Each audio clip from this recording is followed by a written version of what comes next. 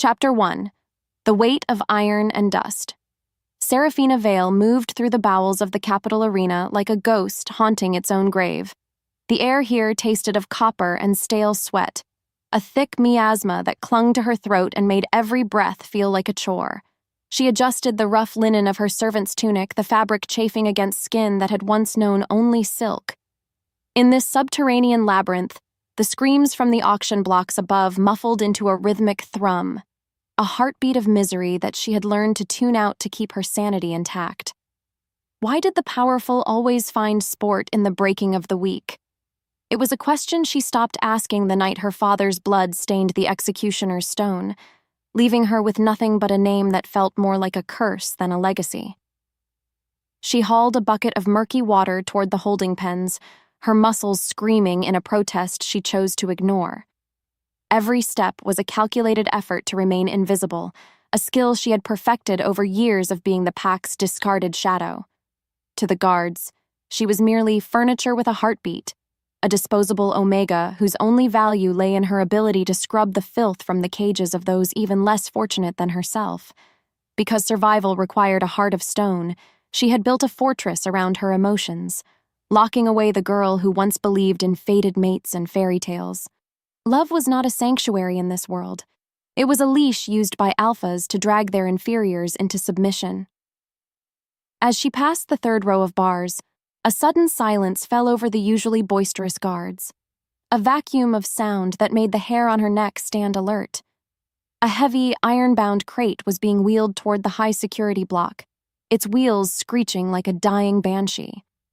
The scent hitting her senses was unlike anything she had encountered in the pits. It wasn't the smell of fear or decay, but the sharp electric tang of a thunderstorm and ancient cedar. It was a predatory aroma, thick and suffocating, yet strangely magnetic, pulling at a part of her soul she thought had died with her family.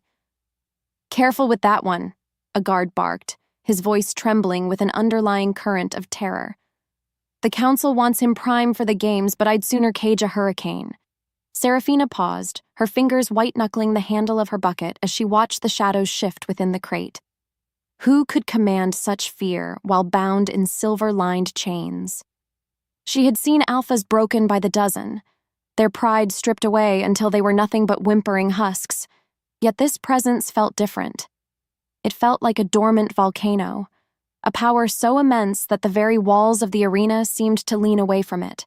She felt a flicker of something long forgotten, a spark of curiosity that burned through her protective numbness. A jagged piece of metal on the crate caught her eye, glinting under the dim mag lights. She wondered if the prisoner inside knew his fate was already sealed by the gamblers upstairs. Would he fight until his last breath, or would he welcome the darkness as she once had? The world was a cruel machine designed to devour the powerless, and she was just a small gear watching a larger one being prepared for the crush. As the crate disappeared into the darkness of the deepest cell, Seraphina felt a strange, cold shiver race down her spine, a premonition that the quiet life of a ghost was about to become a loud, bloody nightmare. Chapter 2. Echoes of Rebellion. Transitioning from the oppressive damp of the lower levels to the guards' mess hall required a mask of total indifference that Seraphina wore like a second skin. She moved among the tables, clearing away half-eaten trenchers of meat while the men spoke in hushed, urgent tones about the new arrival. Because information was the only currency she possessed, she kept her ears open, absorbing every whispered rumor like a sponge. The name Kael Draven drifted through the air, carrying the weight of a fallen mountain and the fire of 1,000 burning banners. He was the rebel leader who had dared to defy the bloodline laws, a man whose very existence was an insult to the High Council's rigid hierarchy. "They say he hasn't shifted once since they took him," a scarred warrior muttered, his eyes darting toward the corridor leading to the pits, not even when they used the silver prods to try and force a submission. "It doesn't matter how stubborn he is," another replied, his voice laced with a cruel, jagged edge. "The execution match is set, and no alpha survives the arena when the council wants a martyr."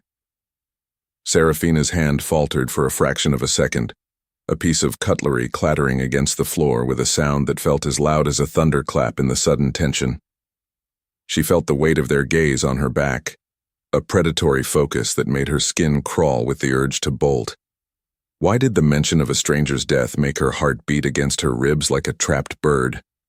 She knew the cost of rebellion better than anyone, having watched her father pay it in full, yet Kael Draven represented a defiance she had never dared to imagine.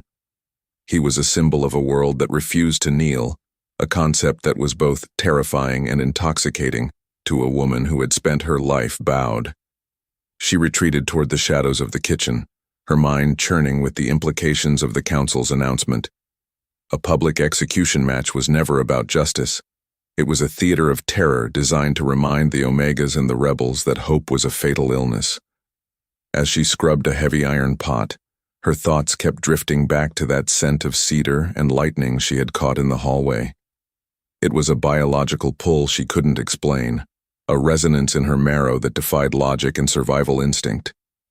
Was it possible for a soul to recognize another through layers of stone and silver? Or was she simply losing her grip on the reality she had crafted so carefully? The bells of the capital began to toll, a heavy metallic funeral dirge that signaled the start of the pre-game festivities. Above her, the city would be alive with the cheers of the elite, their stomachs full and their pockets heavy with wagers on how long the rebel would last. She felt a surge of cold, sharp resentment, a jagged blade of anger that cut through her numbness and left her bleeding with a sudden, desperate need to see him. If the world was going to devour another light, she wanted to look into the eyes of the man who had the courage to burn bright until the very end. The shadows of the arena were deep, but for the first time in years, Seraphina found herself stepping toward the darkness instead of away from it.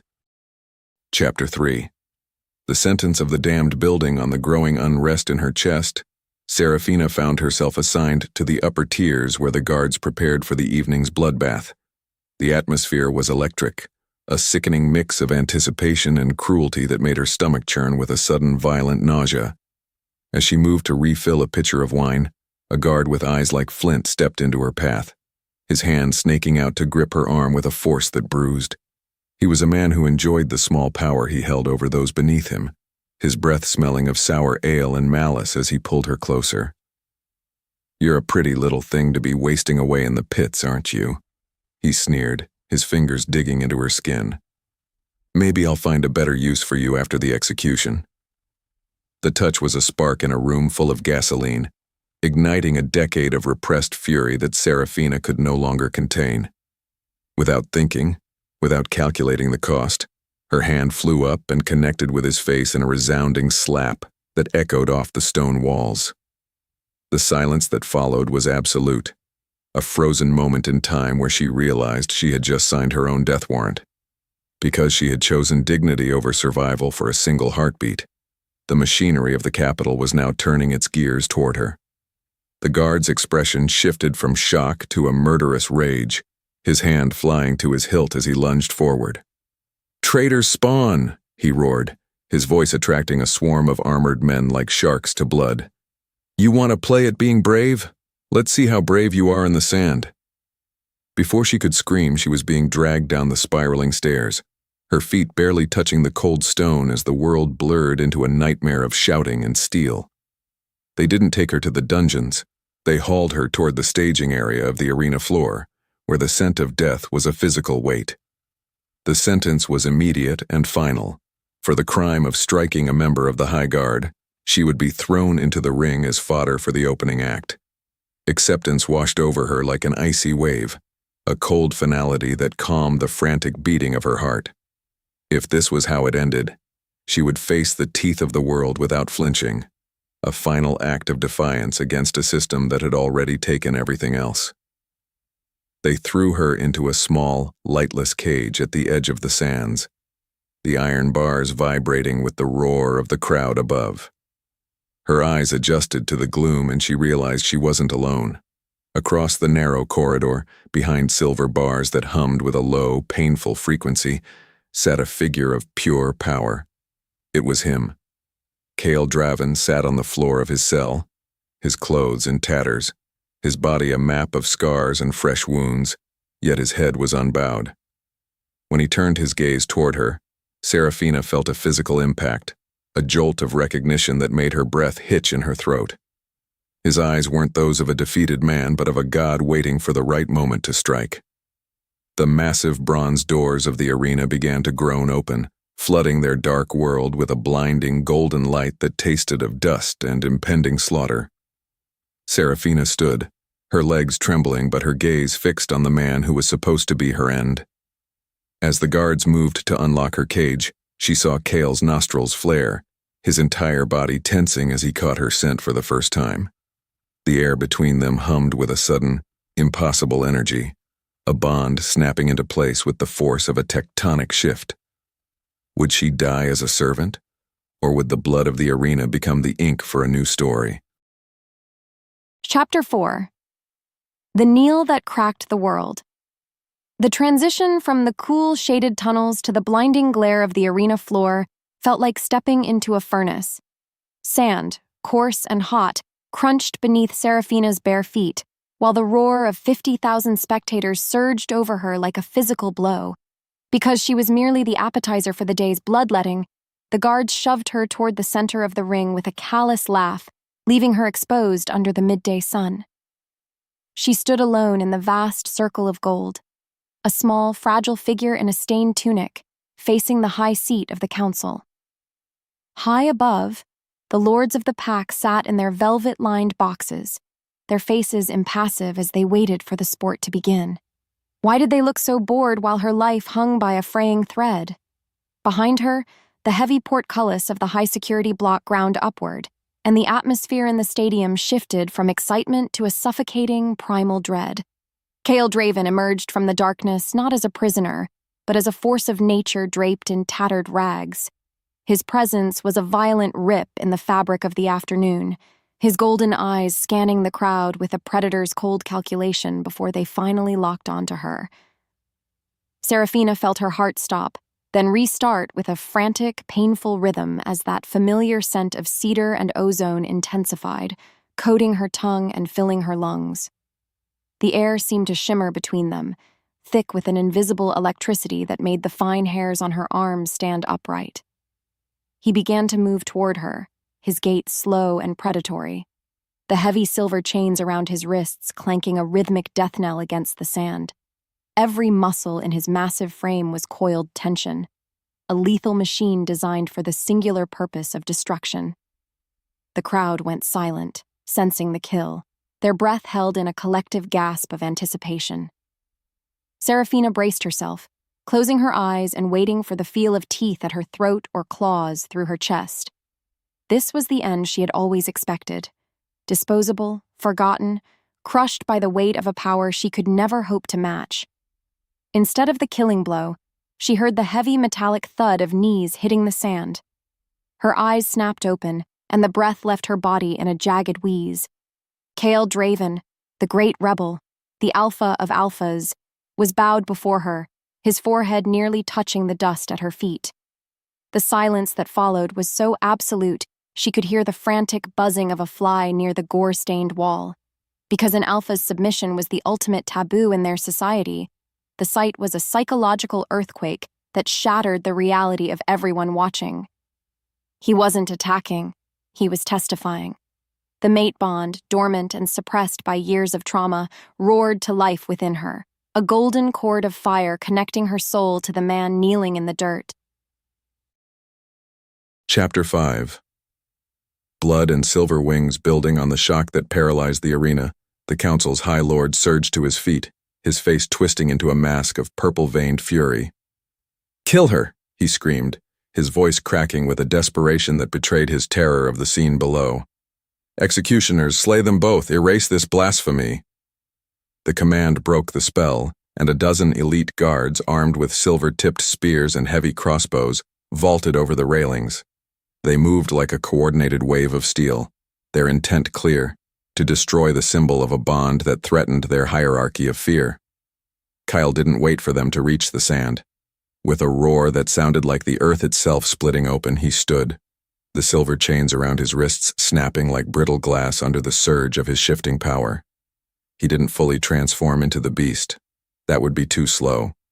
but instead stayed in the lethal middle ground of the Krynos, his nails lengthening into obsidian daggers and his fangs baring in a snarl of pure carnage. He stepped in front of Seraphina, shielding her small body with his massive frame, a living wall of muscle and rage. Because his love was a shield, he moved with a speed that defied the human eye, a blur of silver and red that met the first line of attackers with devastating force. "Stay behind me," he growled, the voice vibrating deep in his chest, more animal than man. Seraphina watched in a trance of terror and awe as he dismantled the council's finest warriors with a terrifying, graceful efficiency. Blood sprayed across the golden sand, painting a gruesome map of their defiance. But for every guard he felled, 3 more appeared. The stakes were no longer just their lives.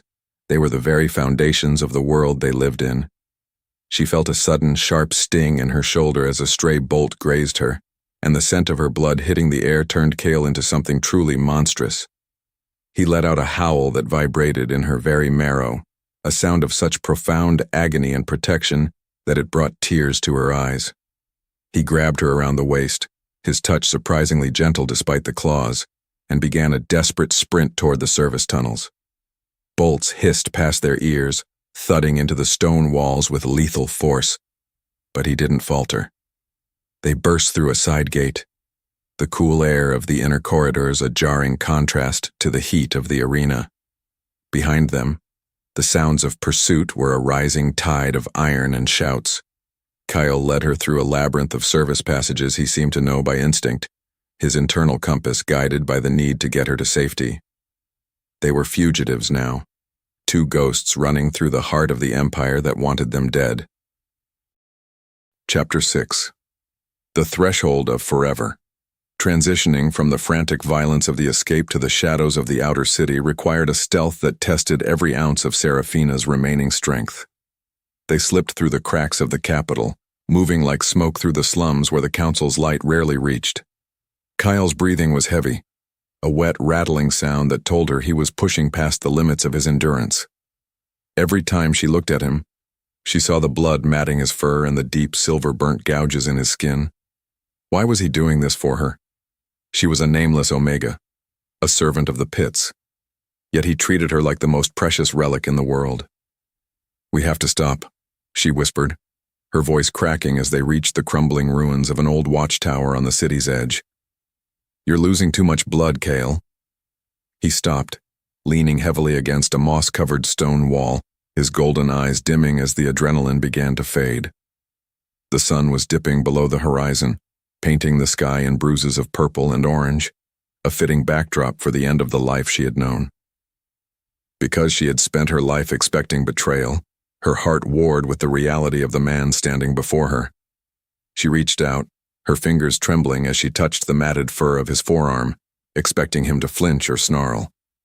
Instead, he leaned into her touch, a low, rumbling purr vibrating through his chest that made her breath hitch. "I have spent a lifetime looking for the reason I was born," he rasped, his human voice returning, though it was rough with pain. "I thought it was to lead an army. I was wrong." He reached out, tilting her chin up so she was forced to look into the depths of his soul. "I was born to kneel to you, Seraphina. You are my mate. You are my everything." The confession was a blow more powerful than any she had received in the pits. Her worldview, built on the pillars of unworthiness and detachment, began to crumble into the dirt at her feet. She wanted to run, to scream that he was mistaken, to tell him that she was the weakest thing in the world. But as the High Council's signal fires began to bloom on the horizon, declaring them traitors to the crown, she realized there was no going back. She had crossed the threshold from a ghost to a queen, and the weight of that crown was terrifying. She looked back at the city, where the lights of the hunt were already beginning to flicker. They were alone, wounded, and hunted by the most powerful army in the world. Yet, as she looked at Kael, this broken, beautiful king who had chosen her over his own life, she felt a spark of something she hadn't felt since she was a child. It wasn't just survival. It was hope. "Then we run," she said, her voice finally finding its steel. and we show them why they should have let us die in the sand. Chapter 7. The fragile architecture of silence, transitioning from the frantic adrenaline of the hunt to the heavy, stagnant air of the forest ruins, felt like a descent into a different kind of purgatory.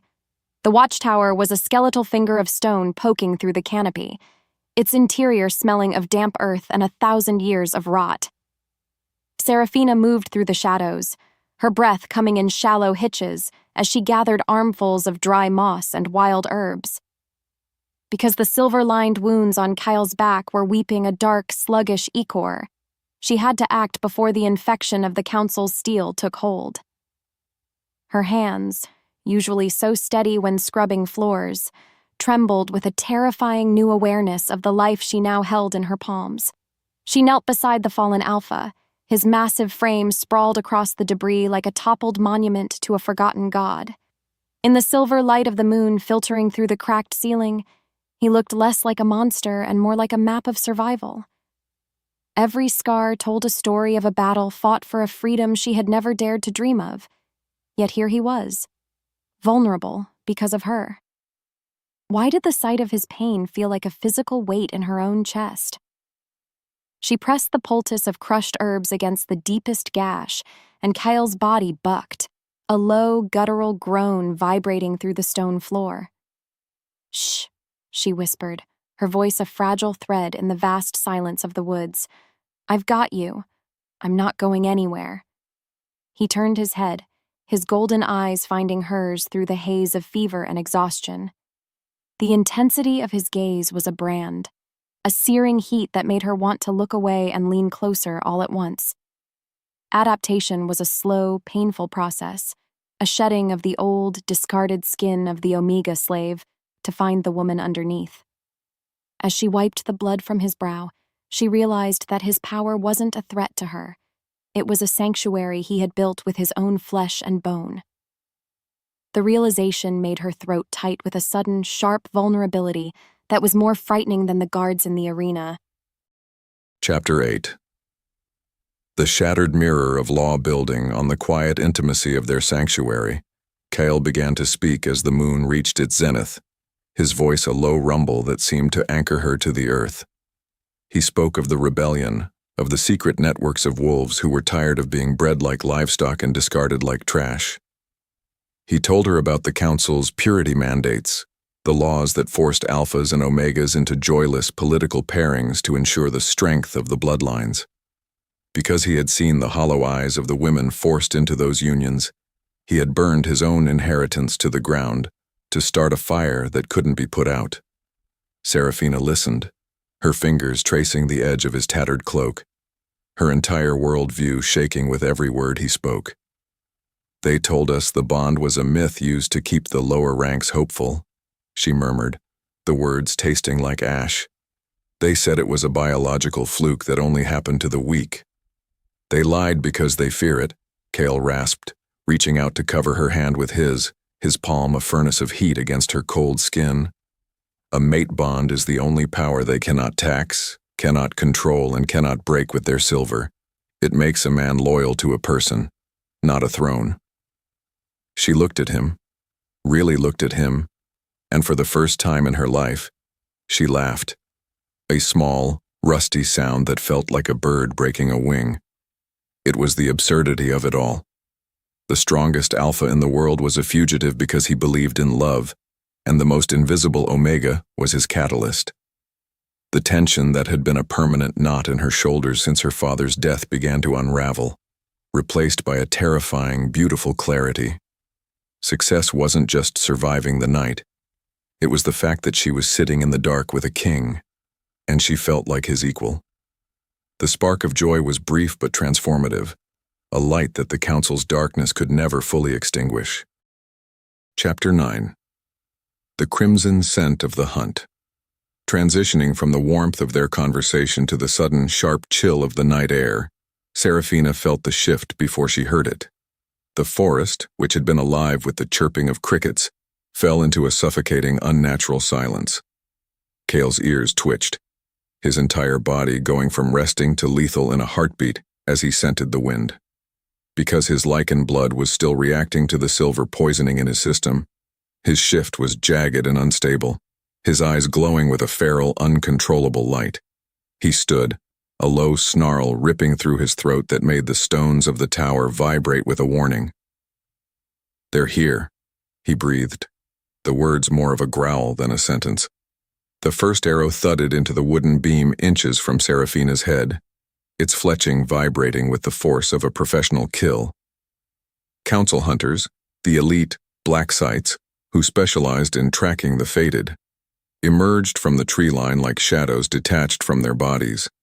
They didn't come with shouts. They came with the cold, efficient silence of the slaughterhouse.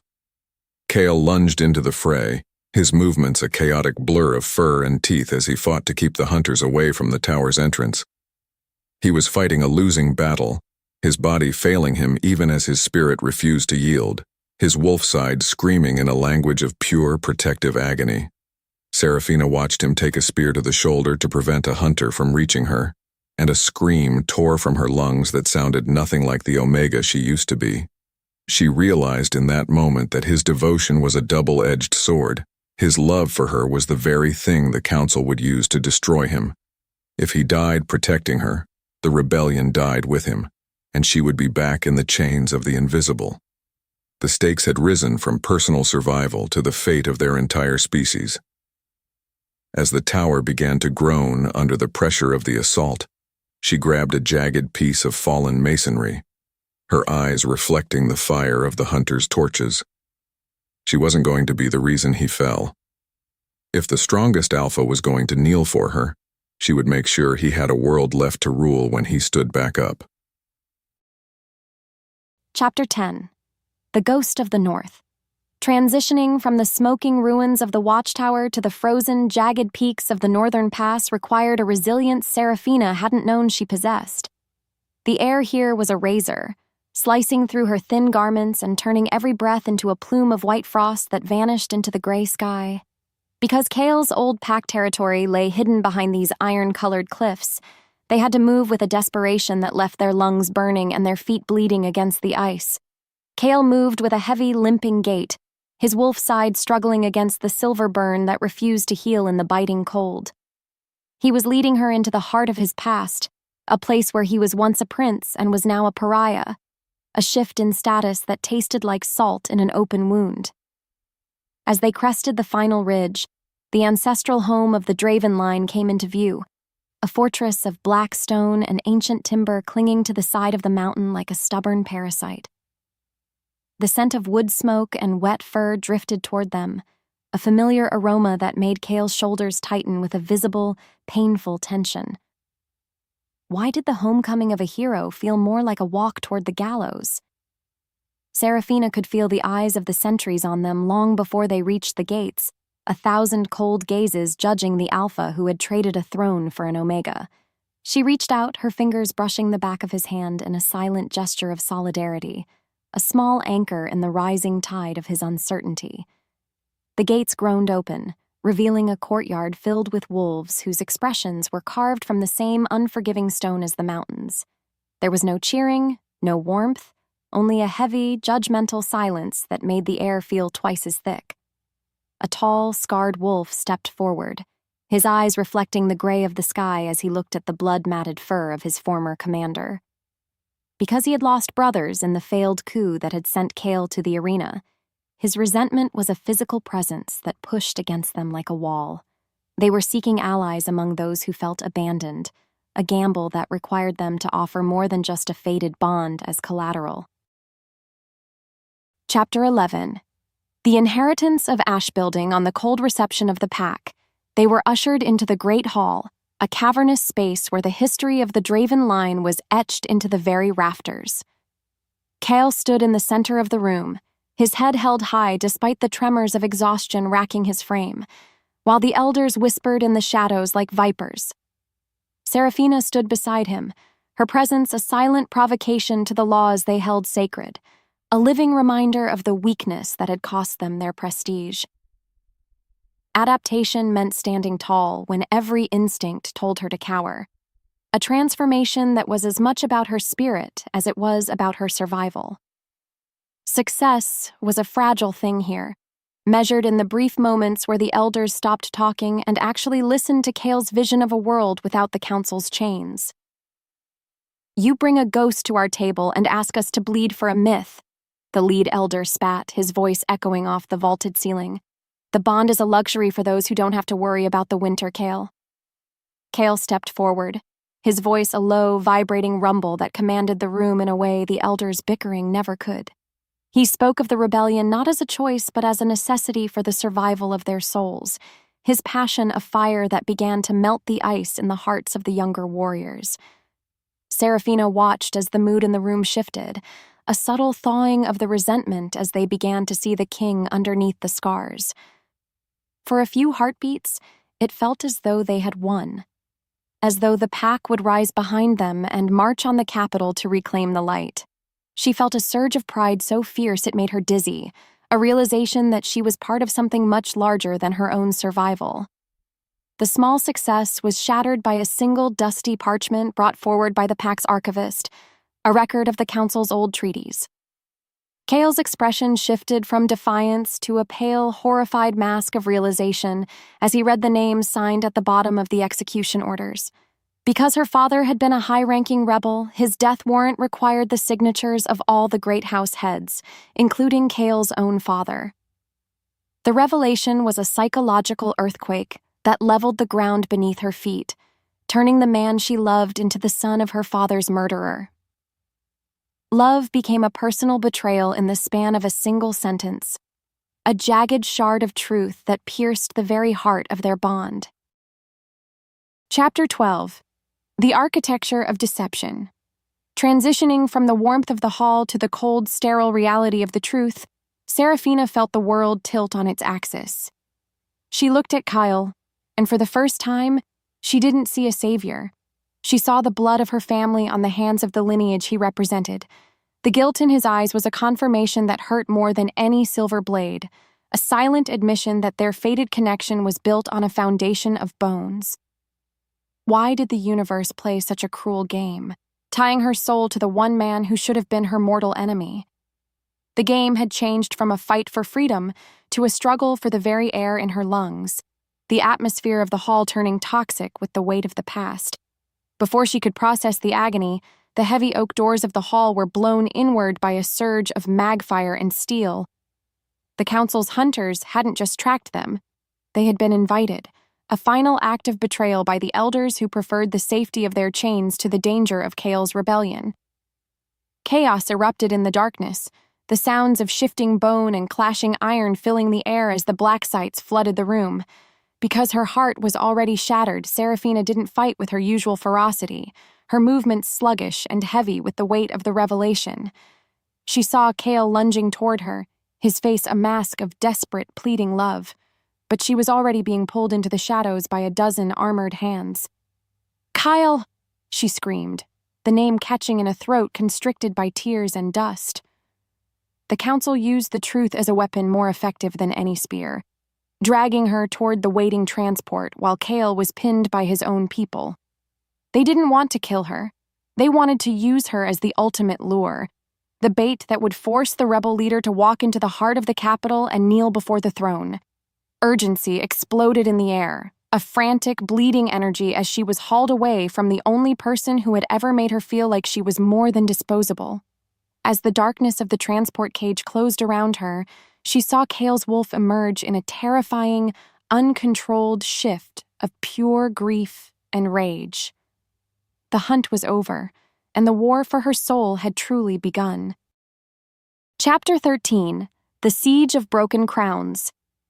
Transitioning from the suffocating, silent dark of the transport carriage to the thunderous cacophony of the capital's inner sanctum felt like being dropped into a whirlpool of iron and fire. The council didn't put Seraphina in a cell. They chained her to the high altar of the great cathedral, a place where the sun bled through stained glass in shades of ruby and violet. Because she was the tether to the world's most dangerous rebel, they treated her like a holy relic and a sacrificial lamb all at once. She could hear the city screaming outside the heavy oak doors, a low, rhythmic vibration of thousands of paws hitting the cobblestones as Kael's fury finally reached the gates. Why did the sound of his approach feel like a death knell for the heart she had only just begun to understand? High Lord Valerius stood over her, his fingers tracing the cold silver of her shackles with a clinical, detached cruelty that made her skin crawl. He spoke of order and stability, his voice a dry rasp that ignored the scent of burning cedar and ozone beginning to seep through the vents. Because the council saw the mate bond as a biological weapon, they were prepared to detonate it, using Sarah's life as the fuse to ensure Kael's ultimate submission. She looked up at the High Lord, her eyes reflecting the flickering torchlight, and for the first time, she saw the fear behind his arrogance. They weren't fighting a war of soldiers anymore. They were fighting a war of souls, and Kael was currently winning the territory of the streets with a violence that shook the foundations of the cathedral. Suddenly, the massive bronze doors of the sanctuary didn't just open. They vanished, blown inward by a surge of kinetic energy that sent shards of metal whistling through the air like lethal confetti. Kael Draven stepped through the smoke, his appearance a nightmare of matted fur, dried blood, and eyes that glowed with a terrifying white-hot intensity. He had abandoned strategy, abandoned the safety of his troops, and abandoned the throne he was meant to reclaim. He chose her over the rebellion, his presence a singular, focused point of devotion that made the High Lord recoil in genuine shock. The commitment was made in the silence between heartbeats, a vow written in the wreckage of the entrance that he would burn the world to ash just to touch her hand. Chapter 14. The Bitter Taste of Mercy. Building on the raw, bleeding energy of Kael's arrival, the High Lord signaled the hidden archers in the rafters, their silver-tipped arrows glinting like malicious stars. Valerius didn't move to strike Kael. Instead, he pressed a jagged obsidian dagger against the pulse point of Seraphina's throat, his hand trembling with a desperate, cornered malice. The air in the cathedral became a vacuum, a space where the only sound was the frantic, uneven breathing of three people trapped in a triangle of impossible choices. Success for Kael was a single step away, yet that step would cost him the very reason he was fighting, a realization that dimmed the fire in his eyes and replaced it with a hollow, agonizing defeat. "Kneel, rebel!" the High Lord hissed, the blade drawing a thin, crimson line of blood across Seraphina's skin.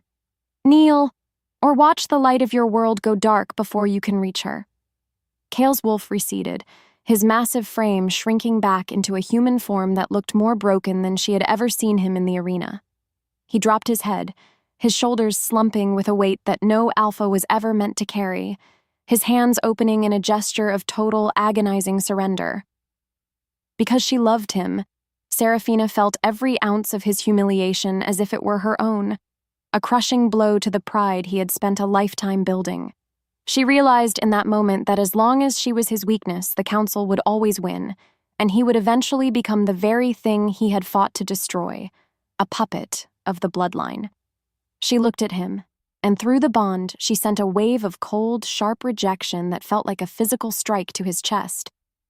"I don't want you, Kael," she lied, her voice steady and cruel, echoing off the high stone arches with a finality that made his head snap up in shock. "I was a servant in the pits, and you were just a way out. Did you really think a fated bond could make me forget who your father was?" The devastation on his face was a masterpiece of agony, a psychological wound that hurt more than any silver blade Valerius could wield. She rejected him publicly, stripping him of his motivation in front of the very men who wanted to break him, a sacrifice of her own heart to ensure he had the rage left to survive. Chapter 15. The Fracture of the Divine. Transitioning from the verbal strike to the immediate, violent fallout, Seraphina felt the mate bond between them begin to fray and splinter like a frozen rope under tension. The golden light that had sustained her through the cold nights in the ruins flickered and died, leaving her with a hollow, echoing void in her chest that made it hard to stand. Kael didn't scream. He let out a sound that was less a cry, and more the cracking of a mountain, a vibration of pure, unadulterated grief that shattered the stained glass windows above them. Because the bond was the only thing keeping his unstable lichen blood in check, her rejection acted as a catalyst for a transformation that was neither human nor wolf. His body began to warp and distend, the bones snapping with the sound of dry wood as the black wolf of legend, a creature of pure instinct and shadow, began to claw its way out of his skin. The council guards, sensing the shift from a man they could control to a god they couldn't, opened fire, but the arrows simply dissolved into the darkness radiating from his frame. There was no turning back now. She had saved his life by destroying his soul, and the monster she had unleashed was no longer interested in thrones or mercy. The High Lord tried to flee, but the shadows of the cathedral seemed to lengthen and grab him, pulling him back into the center of a storm that had no eye. Seraphina watched from her chains as the man she loved disappeared into the beast of her own making, his golden eyes replaced by a void of obsidian rage. The urgency of the moment exploded into a chaotic blur of blood and screaming as the Black Wolf began to dismantle the High Guard with a terrifying, mechanical efficiency. She had won him his freedom, but at a cost that left her weeping in the dust of the altar, her father's legacy and her lover's future both ground into the dirt. As the cathedral began to collapse under the weight of the darkness, she realized that the weakest thing in the room had just ended the world as they knew it. Chapter 16. The Poisoned Well of Truth. Transitioning from the catastrophic collapse of the cathedral to the hollow, damp silence of the iron cells felt like being buried alive in a coffin of cold tradition. The council hadn't killed Seraphina. They had done something far more surgical, feeding her to the city's hunger for a villain. Because they needed to explain the Black Wolf's rampage without admitting their own loss of control, they branded her a hexmate, a cursed Omega whose very touch had rotted the mind of their greatest warrior. Every day, the guards threw scraps of bread through the slot in her door, accompanied by whispered insults and tales of how the people now spat on her father's memory. Why did the world find it so easy to believe she was a monster when all she had done was try to save a king? She sat in the corner of her cell, the silver shackles on her wrists humming a low, constant vibration that suppressed her connection to the world outside. The silence was a physical weight, a thick blanket of isolation that made her own heartbeat sound like the drums of a funeral march. Because she had severed the bond with Kael, the void in her chest had become a festering wound, a cold ache that reminded her of her choice every time she drew a breath. She was the architect of her own misery, a woman who had traded her soul for a man's life, only to find that the life she saved was no longer human. The propaganda was a secondary infection, a slow-acting poison designed to make her believe that her unworthiness wasn't just a feeling, but a cosmic truth. The guards' chatter outside her door became a rhythmic torture, a constant stream of updates on the feral scourge that Kael had become. They described him as a shadow in the mountains, a beast that tore through livestock and kin alike, unable to shift back and unwilling to die. Success for the council was the complete erasure of the man Kael was, replaced by a bogeyman they could use to justify even harsher laws. Seraphina pressed her forehead against the cold stone, her eyes dry and burning, wondering if the universe had any more layers of irony to peel back. She was the cursed girl of the capital, the reason the rebellion had turned into a slaughterhouse, and the weight of that lie was starting to crush the last of her defiance. Chapter 17. The Ghost in the Records Building. On the crushing weight of her isolation, a flicker of change arrived in the form of a sympathetic librarian, a beta who had once served her father and had never forgotten the man's kindness. Under the cover of the nightly shift change, he slid a thin, yellowed ledger through the bars, his eyes wide with a terrifying, urgent secret. Because he knew the council was planning to burn the archive to hide their tracks, he had risked his life to bring her the truth of the Vale execution. Seraphina opened the book with trembling fingers, the scent of old parchment and dust rising to meet her like the breath of a ghost. Adaptation meant looking into the past to find a future, even if that past was a labyrinth of blood and betrayal. "They didn't just kill him, Sarah," the man whispered, his voice a ghost of a sound against the iron. "They framed him because he found the cure for the silver rot." As she read the hidden logs, the world shifted once more, the ink on the page turning into a map of a decade-long conspiracy. Her father hadn't been a traitor. He had been a savior who discovered that the fated mate bond was the only thing that could neutralize the silver poisoning the council used to control the packs. Because the High Lords couldn't allow a cure they couldn't tax, they had fabricated the evidence and forced the great houses, including Kael's father, to sign the order under threat of total extinction. The guilt hit her like a physical blow, a wave of nausea that made her drop the ledger as she realized she had pushed Kael away based on a lie designed by the very men who now held his leash. She had destroyed the only person who believed in her worth because she was too blinded by her own trauma to see the strings of the puppet masters. The revelation was a jagged shard of glass in her heart, a truth that cut through the propaganda and left her bleeding with a sudden, desperate need for redemption. Why had she let her fear of being not enough dictate the fate of a revolution? She wasn't disposable. She was the key to the entire world's freedom, and she had thrown that key into the abyss to protect a man who would have rather died by her side. The small success of finding the truth was overshadowed by the mountain of regret she now had to climb. Chapter 18. The Kneeling Shadow.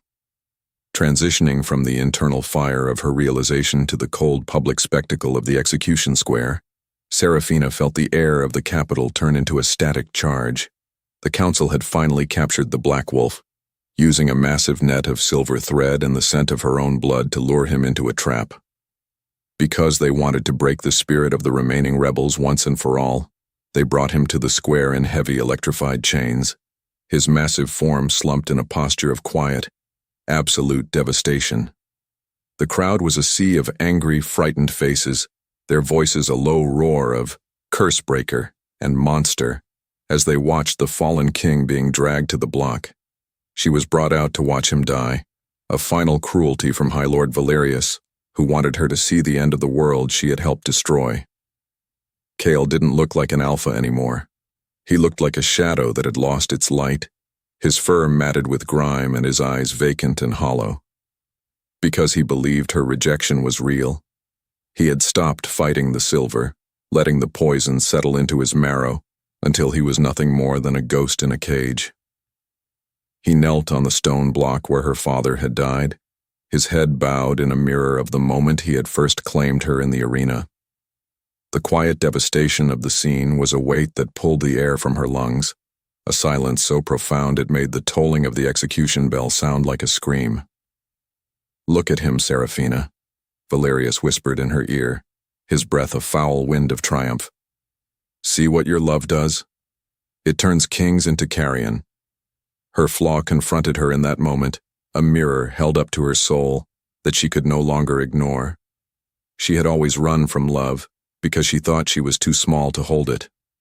But as she looked at Kael, broken, chained, and waiting for the axe, she realized that the strongest alpha in the world hadn't knelt because of a bond or a law. He had knelt because he saw a strength in her that she was too afraid to acknowledge in herself. Hope ignited in the center of her grief, a small white-hot spark that began to burn through the silver shackles of her own mind. If she was the reason he was on that block, she would be the reason the block shattered. She didn't wait for the axe to fall. She stepped forward, her voice a clarion call that cut through the roar of the crowd. Chapter 19. The Altar of Self-Belief. Internalizing the cold, sharp clarity of the truth felt like a physical awakening, a slow-burning fire that began in Seraphina's marrow and radiated outward to her trembling fingertips. She stood on the precipice of the executioner's platform, the wind whipping her hair into a frantic halo of dark silk against the gray sky. Because she had spent a lifetime viewing herself as a footnote in the stories of powerful men, the sudden expansion of her own soul felt like a violent, beautiful birth. If she was truly worthless, why did the strongest alpha in the world choose to break his own spirit rather than live in a world where she didn't love him? The realization was a tectonic shift, a restructuring of her entire psychological architecture that left her standing taller than the High Lord himself. She looked down at Kael, whose massive, chained form was a silhouette of absolute despair against the cold stone. Why had she believed the lie that her love was a curse when it was the only thing that had ever made him truly invincible? Adaptation was no longer about hiding in the shadows of the arena. It was about stepping into the blinding light of her own power and demanding the world acknowledge it. She felt the silver shackles on her wrists begin to feel light, not because the metal had changed, but because the woman wearing them had finally outgrown her own chains. Success was no longer a matter of survival. It was a matter of reclaiming the narrative of her life from the men who had written it in blood. "Look at me, Kael," she cried, her voice a silver blade that cut through the rhythmic chanting of the crowd and the heavy tolling of the bell. The black wolf's ears twitched, a minute movement that signaled the first spark of consciousness returning to the void of his obsidian eyes. Because she was the anchor to his humanity, her voice acted as a lighthouse in the storm of his feral madness, a single point of light in a universe of gray. She didn't wait for the guards to stop her. She stepped toward the edge of the platform, her gaze fixed on the man who had knelt for her when no one else would. She was no longer the girl who ran from the heat of the bond. She was the woman who would walk through the fire to bring her king home. The internal shift was complete, and the atmosphere of the square began to vibrate with the tension of a bowstring pulled to the breaking point. Chapter 20. The ledger of blood building on the sudden electric silence of the square. Seraphina reached into the folds of her tunic and pulled out the tattered ledger, holding it high like a holy relic. She didn't speak to the High Lord.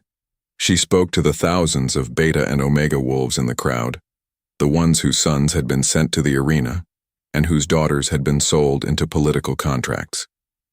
Because her father's blood was the ink that had written their sorrow, she used his truth to set fire to their complacency. She read the names, the dates, and the secret orders of the silver rot, her voice amplified by the natural acoustics of the stone buildings until it sounded like the roar of a coming flood. "They told you my father was a traitor," she shouted, the words hitting the crowd like physical blows. "But the only thing he betrayed was their greed. He found the cure, and they turned it into a massacre." The reaction was immediate. A low, rhythmic growl that started at the back of the square and rolled forward like a wave of thunder. Thousands of eyes, once dulled by fear and propaganda, began to glow with the amber light of a long-suppressed rebellion. She saw the guards faltering, their hands trembling on their spears as they realized the cursed girl was actually the messenger of their own liberation. Success was a contagion, a wildfire of hope that jumped from person to person until the entire square was a powder keg, waiting for a single spark. She had gathered the oppressed not with a sword, but with a story, a realization that the pen was indeed mightier than the claw when it wrote the truth. High Lord Valerius lunged for her, his face a mask of purple-veined desperation, but he was too late to stop the momentum of the revelation. Seraphina sidestepped him with a grace she had learned while dodging the blows of the arena guards, her movements fluid and purposeful.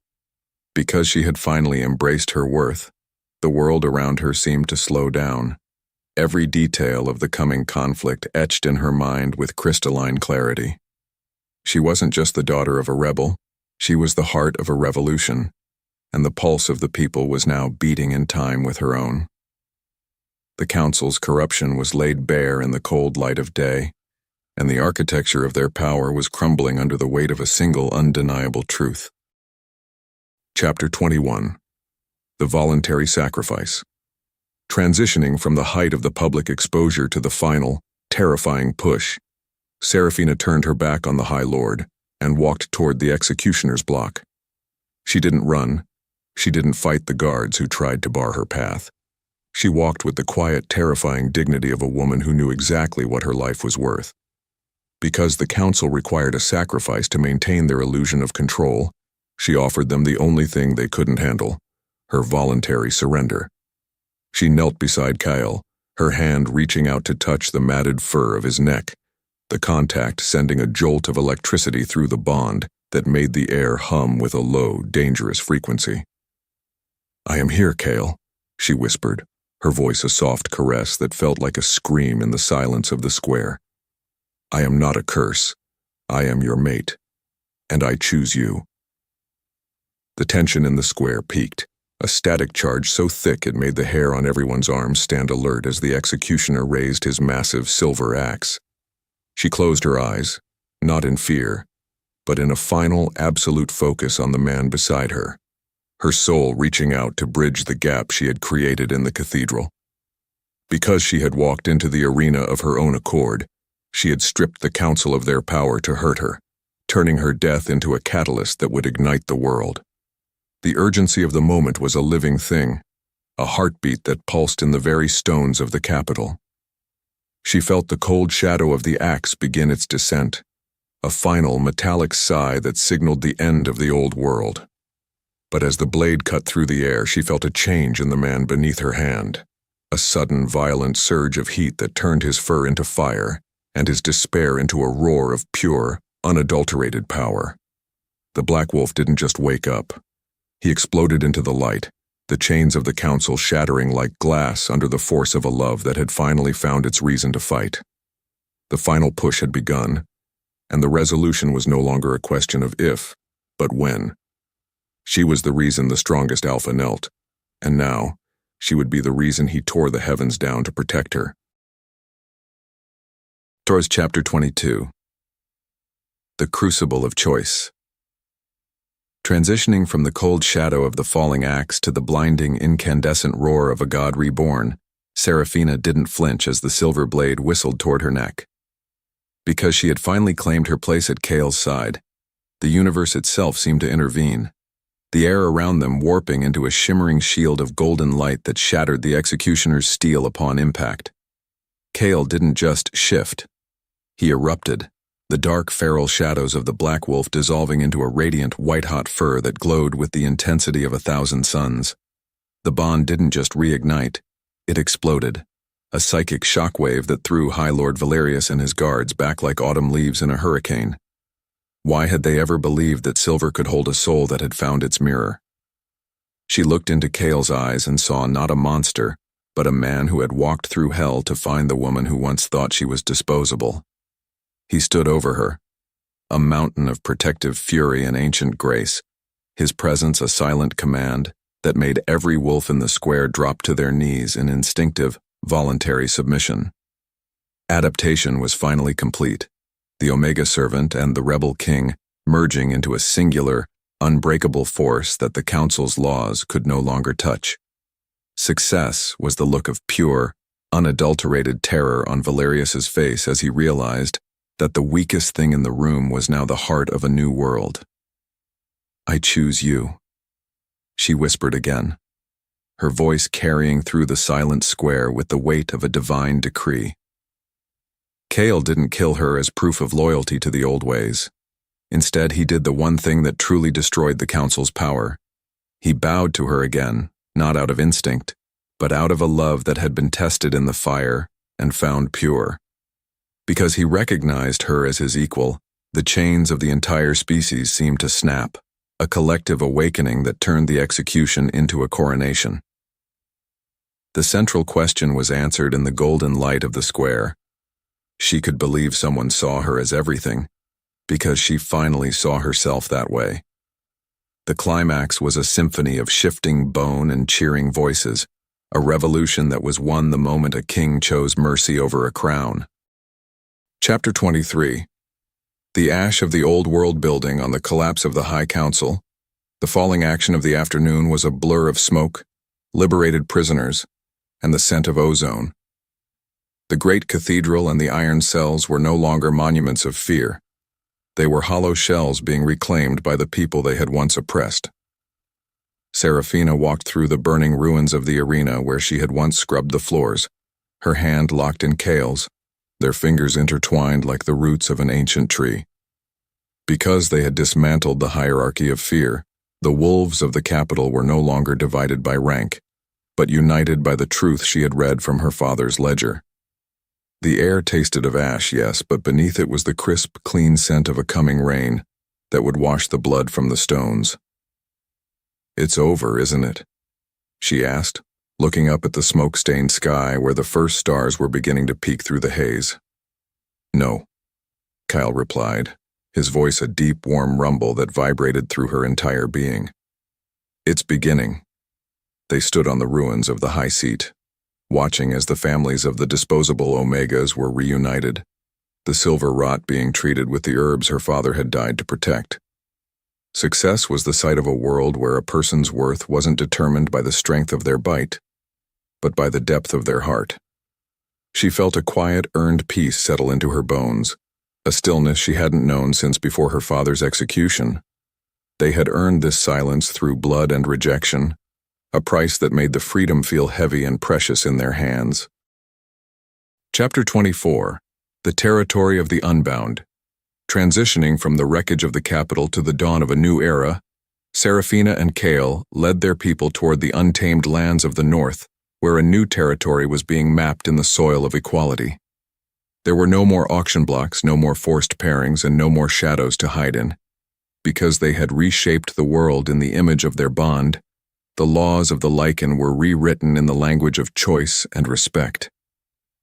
Seraphina stood on a high ridge overlooking their new home, the wind no longer a razor, but a caress that spoke of a future without end. She was no longer a ghost. She was the foundation of a nation. Kael approached her from behind, his arms wrapping around her waist as he pulled her back against the furnace of his chest. He didn't demand her attention. He simply existed with her, a silent partner in the building of a dream that had once seemed like a hallucination of the dying. Why did the world feel so much larger now that she wasn't trying to shrink herself to fit inside it? She leaned her head back against his shoulder, her eyes closing as she felt the steady, powerful thrum of his heart, beating in perfect synchronization with her own. "You are the reason the strongest alpha reshaped the world," he murmured into her ear, his breath a promise that would last 1,000 lifetimes. The final transformation was complete. Seraphina had begun as a woman who believed she was disposable, a flicker of light waiting to be extinguished by the dark. She ended as the sun around which a new world orbited, a queen who didn't need a throne to prove her power. As the sun rose over the new territory, painting the mountains in gold and hope, she realized that the greatest rebellion wasn't against the council, it was against the belief that she was ever weak. The legend of the Omega who made the king kneel was no longer a story whispered in the pits. It was the breath of the free,